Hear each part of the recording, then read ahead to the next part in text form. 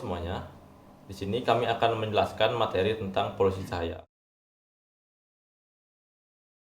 Perkenalkan, nama saya Wayud dengan NIM 045. Seperti yang kita tahu, pada saat musim dingin, para penyu akan bertelur di laut utara dari Australia. Saat tukik-tukik menetas, mereka akan menggunakan cahaya alami seperti sinar bulan dan cahaya matahari untuk bisa sampai ke laut. Tapi karena polusi cahaya seperti lampu jalanan dan sinar mobil atau motor, para tukik menjadi kehilangan arah dan kesulitan mencapai ke laut, sehingga para tukik lebih mudah dimangsa oleh para predator. Ini hanyalah salah satu contoh kecil dari polusi cahaya. Polusi cahaya sendiri adalah keberadaan cahaya yang berlebihan yang disebabkan oleh aktivitas manusia. Banyak orang yang mengetahui istilah polusi cahaya, tetapi mereka tidak peduli dan tidak melakukan apa-apa untuk menanggulangi hal tersebut. Sebelum saya melanjutkan materi yang dijelaskan oleh teman saya, perkenalkan saya Rustayana Sandika, NIM 064. Di sini ingin menjelaskan faktor dari polusi cahaya. Ada beberapa faktor yang dapat menyebabkan polusi cahaya, antara lain light trespass, yaitu adalah kondisi di mana lampu-lampu eksternal atau cahaya eksternal masuk ke dalam rumah sehingga mengganggu pencahayaan di rumah, sehingga dapat menghalangi jarak pandang dan mengganggu kualitas tidur. Kemudian yang kedua adalah clutter yang biasa kita ketahui seperti papan reklame dan lampu-lampu jalan buatan manusia.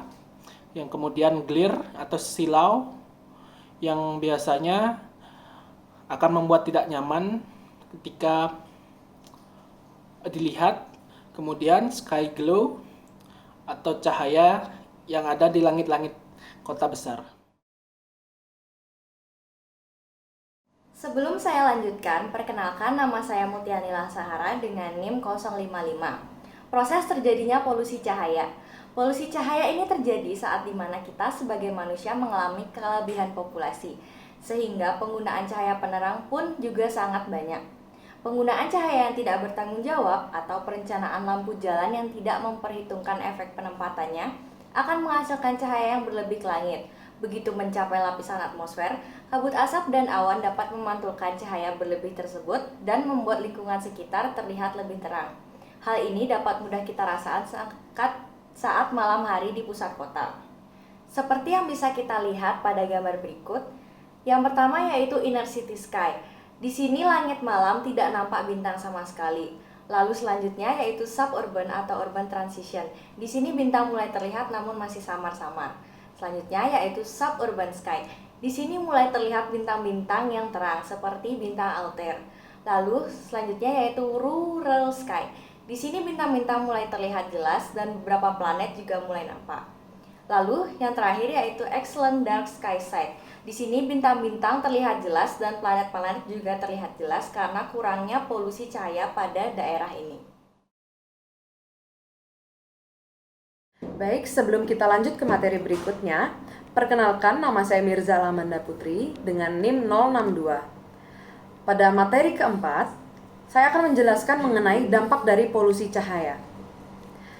Pada manusia sendiri, terlalu banyak cahaya akan berdampak buruk bagi kesehatan dan kualitas hidup pada manusia. Hal ini menyebabkan masalah yang serius seperti penyakit kardiovaskular, depresi, dan insomnia. Kemudian, dampak bagi hewan, khususnya burung dan penyu, adalah bagi burung mereka tidak dapat bermigrasi ke tempat yang tepat. Kemudian pada penyu, itu akan mengganggu navigasi mereka saat akan bermigrasi ke pantai atau ke laut. Lalu, pada ekosistem bumi pun juga bergantung pada siklus cahaya alami. Sky glow dapat menyebabkan hilangnya perlindungan karena cahaya yang dipantulkan dari atmosfer akan mencegah sinar UV alami untuk mencapai bumi. Hal ini tentu mengganggu siklus pertumbuhan dan pembusukan yang bergantung pada pasokan makanan, udara, dan air pada bumi. Kemudian, dari dampak-dampak tersebut tentunya kita harus tahu cara untuk menanggulangi dan mengurangi polusi cahaya tersebut. Yang pertama, kita harus mulai gelap alami dengan cara tambah lampu untuk kebutuhan yang tertentu saja. Kemudian yang kedua, gunakan pengatur pencahayaan pintar seperti LED lights atau sejenisnya. Kemudian yang ketiga, kita harus menggunakan permukaan yang tidak memantulkan cahaya. Kemudian yang keempat, yang terakhir, yaitu kita memilih pencahayaan yang bukan merupakan gelombang pendek. Baiklah, pada slide berikut ini terdapat 4 lampu, yang dimana lampu yang paling kiri merupakan lampu yang paling buruk dan dapat menyebabkan polusi cahaya yang paling banyak. Mengapa? Karena cahaya yang dihasilkan dari lampu tersebut menyebar ke seluruh arah tanpa adanya penutup yang menghalangi untuk cahaya tersebut hanya menuju ke satu arah. Kemudian, lampu berikutnya merupakan lampu yang cukup buruk karena lampu tersebut hanya menutupi sebagian arah. Jadi, lampu tersebut masih menyebabkan polusi cahaya yang begitu banyak. Kemudian, lampu yang ketiga merupakan lampu yang cukup baik karena lampu tersebut menutupi sebagian dari arah yang dihasilkan. Lampu ini biasanya dapat kita jumpai pada lampu-lampu jalanan atau di sekitar jalan tol.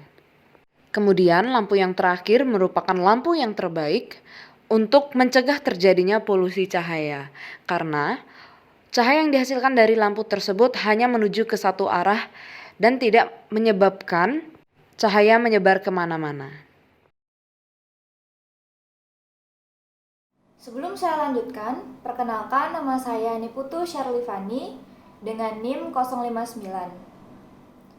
Jadi kesimpulannya, polusi cahaya sendiri merupakan kondisi di mana cahaya yang menyala dengan jumlah berlebihan yang disebabkan oleh 3 faktor, yaitu light trespass, cluster, glare, dan sky glow. Polusi cahaya dapat terjadi karena penggunaan cahaya secara berlebihan, ditambah lagi dengan populasi manusia yang berlebih, sehingga membutuhkan lebih banyak penerangan. Hal ini berdampak buruk bagi kesehatan dan menurunkan kualitas hidup. Polusi cahaya dapat dikurangi dengan mulai gelap alami, gunakan pengatur pencahayaan pintar, menggunakan permukaan yang tidak memantulkan cahaya, dan tidak memilih pencahayaan yang gelombang pendek. Sekian pemaparan materi dari kelompok kami. Apabila ada kekurangan, mohon dimaafkan. Jangan lupa like, komen, dan subscribe. Terima kasih.